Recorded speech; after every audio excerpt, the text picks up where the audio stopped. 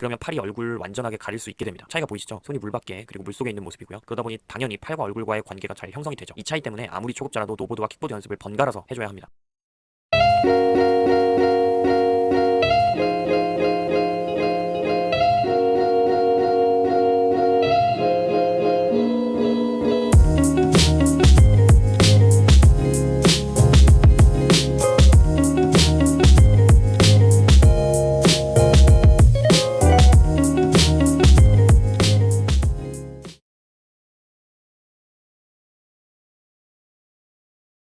안녕하세요 여러분, 수영독학입니다. 오늘도 지난 시간에 이어서 팔동작 구분 동작으로 깔끔하게 만들어 보고요. 직접적으로 추진력을 만드는 단계로 들어가 보도록 하겠습니다. 먼저 두 동작으로 줄이는 걸 보기 전에 세 동작을 다시 한번 볼게요. 하나, 팔로 물을 저어주는 부분이고, 둘, 몸통 회전, 셋, 원위치. 이런 타이밍이었습니다.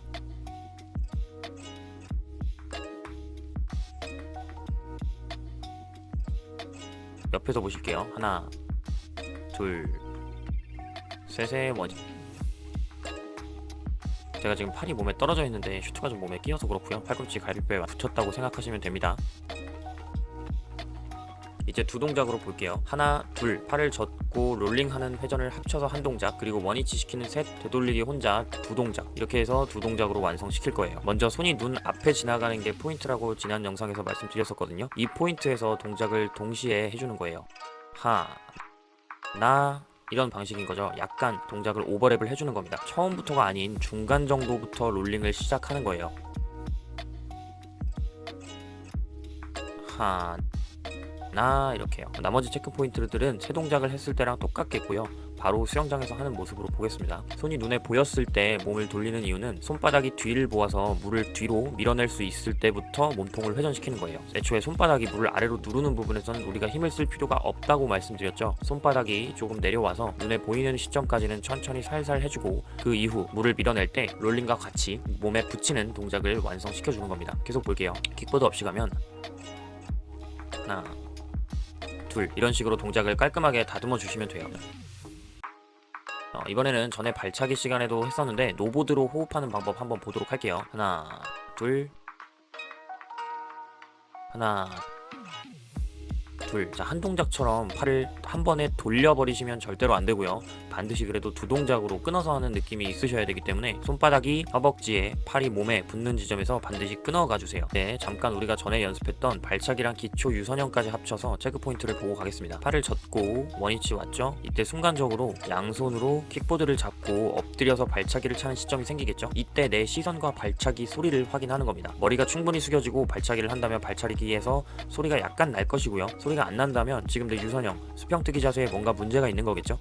마찬가지 호흡을 하고 머리가 다시 물속에 들어왔을 때도 발차기에서 소리와 거품이 나는 확인을 해줘야 돼요. 머리를 들어서 숨을 쉴 때도 몸이 좀 가라앉죠? 그러나 머리를 숙여서 다시 시선을 아래보다 조금 뒤쪽으로 향해주면 하체가 다시 떠오르면서 발차기 소리가 나는 것이 정상입니다. 마찬가지 소리가 너무 안 난다면 시선을 확인해보고 목에 힘을 빼준다거나 유선형을 다듬어줘야 돼요. 그러나 발차기가 너무 물 밖에 많이 나와서 물이 많이 튀긴다거나 발등에 물이 때려지는 소리가 나면 안 된다 그랬죠? 무릎을 너무 구부리고 있지 않은가 확인해봐야 됩니다. 마지막 체크 포인트로 팔을 저으면서 롤링을 해서 사이드킥이 나왔을 때입니다. 자, 우리가 기본적으로 프론트킥보다는 롤링킥을 통해서 몸을 돌려 사이드킥을 찰 때 균형의 문제 측면에서 킥의 리듬이 깨지거나 긴장되는 경우들이 있었죠. 지난번 영상에서 살펴봤었습니다. 이 사이드킥을 연습을 해서 그것이 잘 될지라도 팔 동작을 추가했을 때 또 같은 현상이 일어날 수가 있어요. 왜냐면 지금 새로 배운 팔 접기 동작에 집중을 하고 계시기 때문에 다른 데 신경 쓸 여유가 좀 줄어들겠죠. 그래서 발차기 리듬이 깨질 가능성이 있는 거예요. 습관적으로 나올 때까지는 충분히 킥의 연습을 해줘야 된다, 많이 강조드리고 있습니다. 물론 킥 연습이 완벽하게 마스터된 다음에 다음 단계로 넘어가는 건 아니에요. 그 자체로 계속 불적응이니까요. 자, 어쨌거나 지금 벌써 저희는 4단계를 동시에 연습하고 있는 거예요. 프론트킥으로 출발해서 숨 찰 때마다 호흡을 해줘야 됩니다. 이때 머리 들어갔을 때 발차기가 잘 뜨는지, 롤링킥과 사이드킥, 그리고 팔 동작까지 전 단계가 충분히 연습되지 않고 습관적으로 되지 않는다면 내가 의식을 해서 새로운 동작 두세 가지를 집중해야 돼요. 그러면 집중력이 분산되겠죠. 팔 동작으로 추진력이 만들어지기 시작하면 킥의 부담이 좀 줄어든다 그랬죠. 그러다 보니 균형 잡는 걸 대충 하시느라 지난번 시간 팔접기 1부에서 말씀드린 균형이 부족한 실수가 나오는 경우가 많다 그랬죠. 그래서 발차기의 일정한 리듬, 프론트킥을 통해 하체를 부상시키는 것을 유지하고 이런 것들을 더 신경 써주셔야 돼요. 지금 단계에서의 팔 동작은 정말 쉽고 아무것도 아닙니다. 이제 이 팔접기를 하면서 발차기의 리듬을 일정하게 만들어 놓을 수 있을 정도가 됐다면 다시 팔 동작에 집중을 해보는 거예요. 이제부터 본격적으로 추진력을 만들어 줄 건데요. 자, 이런 느낌으로 저희가 팔을 저어줘야 돼요. 손이 눈앞에 왔을 때 물을 뒤로 밀어준다고 얘기를 하지만 사실 손이 뒤로 가는 게 아니라 저희 몸이 앞으로 나가는 게 수영을 하는 목적이죠. 그래서 손바닥이 뒤를 보는 시점부터는 롤링과 함께 몸의 회전력을 더해서 손바닥의 저항을 키워주는 거예요. 수영장에서 바로 보겠습니다. 아까 단순하게 팔을 동작만 해서 돌리는 듯한, 사실 돌리는 건 아니지만 돌리는 것처럼 보이는 동작을 했을 때와는 달리 몸이 전진하는 속도의 변화가 느껴지시나요? 킥보드가 없는 자세로 다시 한번 보겠습니다. 쭉 밀어주면서 앞으로 나가는 듯한 느낌이 강해져. 팔을 저어주면서 몸의 전진 속도가 빨라지고 팔이 물 밖으로 되돌아오는 동안에는 몸의 전진 속도가 줄어서 발차기만 찰 때 속도 정도로 돌아오는 느낌이 보이실 거예요. 그리고 이제 노보드 연습의 효과에 대해서도 좀 얘기를 해볼게요. 제가 노보드 연습을 계속 말씀드리고 있는데 어느 정도 물 적응이 되면서부터는 노보드 연습이 굉장히 물 적응과 영법 숙달에 도움이 될 수가 있습니다. 완전 초급자에게는 당연히 어렵겠지만 노보드 연습이 가능할 정도가 됐다면 전 반드시 추천드려요. 자, 어떤 차이점이 있는지 한번 비교를 해볼까요? 먼저 첫 번째로 심리적인 안정감의 차이가 있겠죠. 당연히 킥판이 있는 게 심리적으로 조금 더 안정감이 있을 거예요. 그럼 반대로 킥판이 없으면요, 안정감이 떨어지겠죠. 제가 여러분 물 적응이라는 게 결국 어떤 상황에 적응하셔야 된다 그랬죠? 몸이 흔들리고 불안한 상황에 적응하는 게 물 적응이라고 했죠. 그러니까 너무 물 적응이 안 돼서 킥보드 없이 수평 뜨기가 안 될 그런 단계가 지나갔다면 어느 정도 연습을 해서 침착하게 자세를 유지하면서 노보드 호흡을 해보는 게 물 적응을 상당히 빨리 할 수 있는 방법 중에 하나라고 저는 생각을 합니다. 거듭 강조하지만 처음부터 하라는 게 아니에요. 노보드 호흡이 가능해진 시점부터는 킥보드 연습과 노보드 연습을 섞어서 하시라는 겁니다. 두 번째는 호흡 가능 여부입니다. 이게 무슨 말이냐? 첫 번째랑 좀 연결이 되는데 킥보드가 있으면 프론트 호흡이 쉽죠? 지지를 할 수 있으니까요. 킥보드가 없으면 당연히 프론트 호흡이 어렵겠죠. 그러면 몸이 가라앉기 전에 호흡을 짧고 간결하게 빨리 해주는 연습이 돼요. 이 호흡 방식이 또 어렵다 보니까 호흡 타이밍을 잡는 연습이 되겠죠. 물론 마찬가지 너무 초보인 사람한테 하면 물 먹겠죠. 어느 정도 연습이 됐을 때 또 효과가 있는 겁니다. 마지막으로 사실 이게 제일 중요한데 손 위치예요. 위에 두 가지는 어떤 물 적응을 통해서 다른 연습을 보조하는 방법이라면 이 세 번째 차이점 때문에 반드시 노보드 연습을 섞어서 해줘야 됩니다. 결국 우리가 킥보드 가지고 자유형 하려고 수영을 배우는 건 아니잖아요. 근데 킥보드가 없으면 수영 자세가 달라질 수가 있어요. 킥보드가 없으면 팔이 앞으로 뻗어질 수가 있습니다. 반면 킥보드가 있으면 손을 위로 뻗어야 해요. 이게 무슨 말인지 영상을 볼게요. 보이시나요? 지금 킥보드가 없고 수영을 잘하는 사람일 걸로 보이죠? 물속에서 물밖을 쳐다본 적 있으세요? 수면에 반사되는 빛들이 있기 때문에 반짝반짝하면서 물밖이 잘 안 보이거든요. 근데 지금 손들이 명확하게 보이죠? 손이 물속에 있다는 얘기입니다. 다른 사진들도 계속 손이 물속에 있어요. 머리보다도 낮은 위치에 손이 있는 게 보이죠? 마지막 이 사람은 지금 물 밖에서 보니까 당연히 물속에 손이 잘 안 보이는 거고요.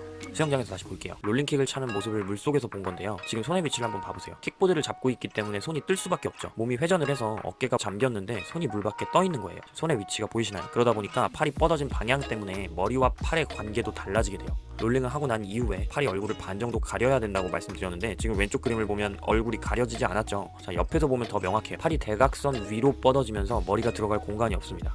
그러다 보니까 팔이 머리를 밀어내면서 시선이 아래가 아닌 약간 옆으로 돌아가게 된다거나 혹은 팔로 얼굴을 억지로 가리려다 보면 시선이 아래가 아닌 앞으로 향하게 되는 거죠. 팔이 킥판을 잡으려고 올라오면서 공간을 내주질 않는 거죠. 근데 킥보드가 없으면 롤링을 하면서 손이 수면이 아닌 물속으로 내려갈 수가 있어요. 그러면 팔이 얼굴 완전하게 가릴 수 있게 됩니다. 차이가 보이시죠? 손이 물 밖에 그리고 물속에 있는 모습이고요. 그러다 보니 당연히 팔과 얼굴과의 관계가 잘 형성이 되죠. 이 차이 때문에 아무리 초급자라도 노보드와 킥보드 연습을 번갈아서 해줘야 합니다. 그리고 이제 자주 하는 실수들을 볼 텐데요. 팔을 이렇게 회전하는 느낌으로 물속에서 물밖까지 돌린다라는 느낌이 아니라 그랬죠. 사실 이 부분에서 물을 밀어내는 부분은 어디일까요? 이거는 초급자용은 아니고 상급자를 위한 6동작으로 스트로크를 조명해 놓은 건데요. 캐치라고 되어 있는 부분이 있죠. 엔트리부터 캐치라고 되어 있는 부분은 손바닥이 물을 아래로 누르기 때문에 추진력이 많이 나오는 부분은 아니에요. 그리고 풀이라고 되어 있는 부분에서 물을 뒤로 보내기 때문에 내 몸이 앞으로 나가는 추진력이 상당히 발생을 하겠죠. 근데 문제는 이 푸시 부분이에요. 사실상 이 푸시 부분에서 추진력이 가장 많이 발생을 하는 부분인데요. 지금 보시면 풀과 리커버리는 어떤 범위로 설정해 놓은 화살표가 보이죠. 근데 푸시나 캐치, 엔트리, 피니시는 지금 점으로 표현이 되어 있거든요. 즉 푸시부터 피니시까지 저 빨간 화살표가 올라가듯이 보이는 부분은 실제로는 물을 밀어내는 부분이 아니라는 겁니다. 푸시라고 표시되어 있는 부분은 풀이 끝나는 가장 마지막 부분을 뜻하는 말이에요. 푸시부터 피니시라고 되어 있는 저 부분에서는 화살표가 원을 그리듯이 결국은 위로 향하죠. 이 부분에서 힘을 세게 줘버리면 푸시가 아니라 피니시까지 힘을 강하게 줘버리는 건데 그러면 물을 어디로 밀겠다는 거죠? 물을 위로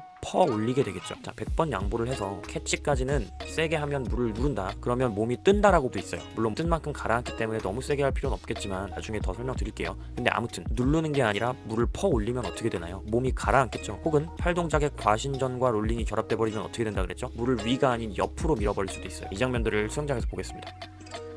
자, 손이 눈앞에 물 아래로 누르는 부분이고 쭉 풀을 해줬습니다. 그러고 나서 이 부분이 푸시를 끝내고 몸에 붙이는 부분이 피니시 부분이 되는 거예요. 상급자 기준으로도 피니시는 강하게 하는 게 아니에요. 부드럽게 릴리즈라고 표현하거든요. 힘을 빼면서 되돌리기로 돌아가주는 부분이, 그리고 몸을 돌린 뒤에 원위치 하게 되죠. 이렇게 뒤로 밀어버리면 안 된다고 말씀드렸죠. 과신전을 하지 않지만 물을 위로 퍼올리는 경우를 보겠습니다. 하나, 둘 이런 식으로 두 동작으로 하는 게 아니라 한 동작처럼 원을 그리듯이 물을 위로 흩뿌리게 되죠. 이런 식으로요. 불필요한 힘을 쓰는 거예요. 자,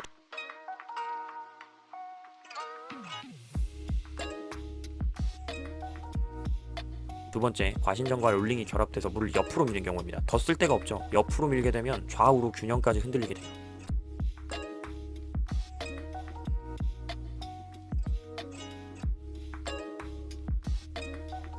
본 김에 다른 틀린 경우 두 가지 볼게요. 이거는 지난번 영상에서 본 건데 또 볼게요. 롤링이 부족해서 과신전으로 균형을 잡는 케이스고요. 물을 옆으로 미는 케이스랑 약간 비슷하죠. 여기서 급하게 긴장을 해버리면 아까 그 옆으로 미는 케이스가 되는 거예요. 그리고 그와 달리 그냥 발차기 자체가 과하 긴장된 케이스예요. 롤링킥 할 때 이미 보긴 했어요. 몸이 많이 흔들리는 상태에서 팔까지 되돌리려다 보니까 삐걱삐걱 마치 로봇 같은 모습이네요.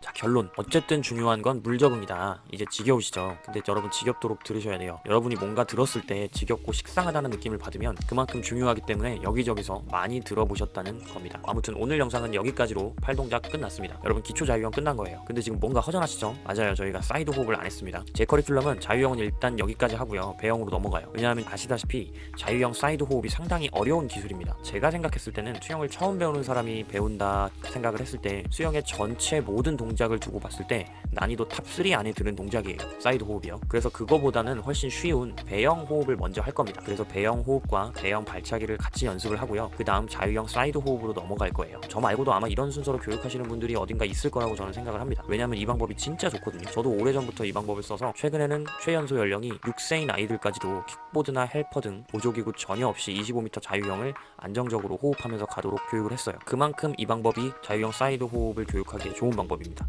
못 믿으시겠다고요? 이젠 믿으세요. 감사합니다. 수영 독학이었습니다.